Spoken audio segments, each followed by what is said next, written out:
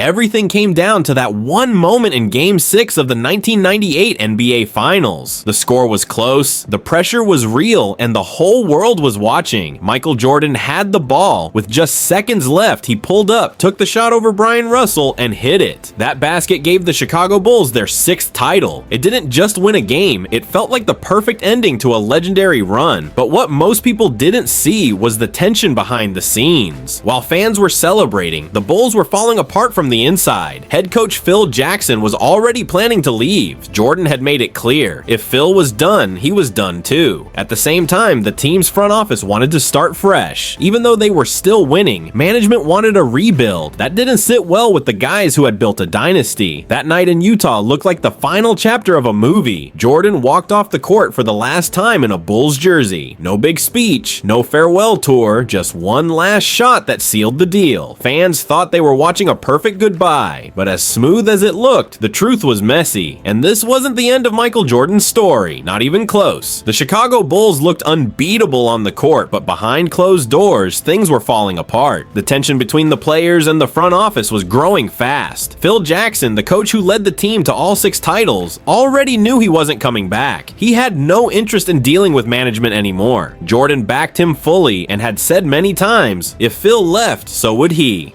The problem wasn't just about coaching, it was about power. General manager Jerry Krause believed the organization, not the players, was the real reason for the Bulls' success. He didn't want to keep the team together just because they were winning. Instead, he had plans to rebuild from scratch. That meant letting go of the very people who brought Chicago to the top of the NBA. To Jordan and others, it felt like they were being pushed out. This power struggle didn't just cause stress, it broke the team apart. The Bulls could have chased one more title, maybe even 2. But egos got in the way. Players wanted to win, but the front office wanted control. That clash, more than anything else, marked the beginning of the end. Just a few months after winning their 6th title, it was all over. In January 1999, Michael Jordan walked away from the game again. He didn't hold a big press event or drag it out. He simply said he was 99.9% sure he wouldn't play again. Fans hoped he was bluffing, but deep down, most knew this was real. The greatest era in Chicago Bulls history had come to a sudden stop.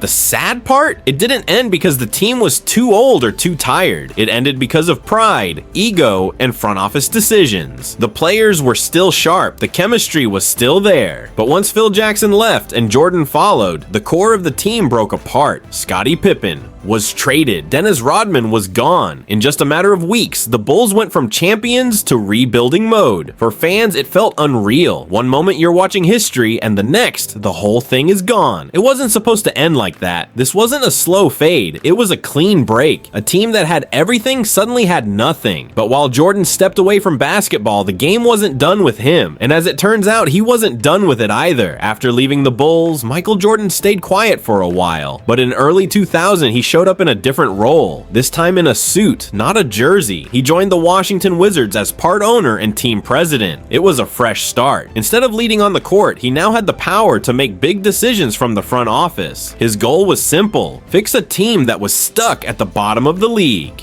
The Wizards were in bad shape. Losing seasons, low fan interest, and no real direction. Jordan saw it as a challenge. He rolled up his sleeves and got to work right away. This wasn't about quick wins, it was about changing the culture. He started shaping the roster, cutting expensive deals, and trying to create space for young players to grow.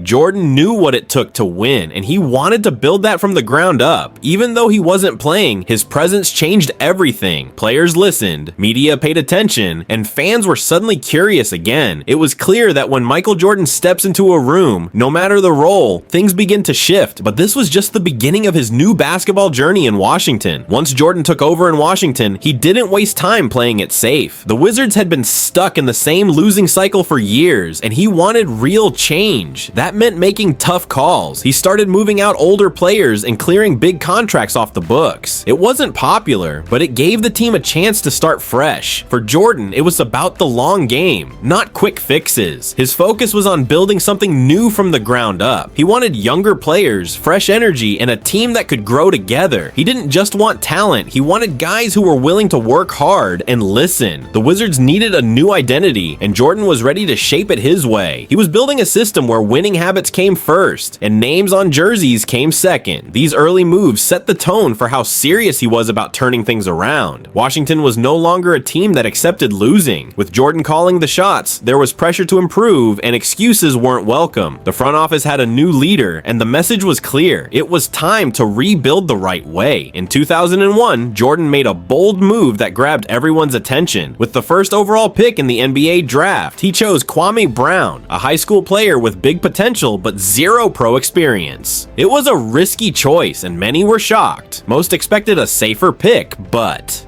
Jordan saw something in Kwame that others didn't. He believed the young center could grow into a star if guided the right way.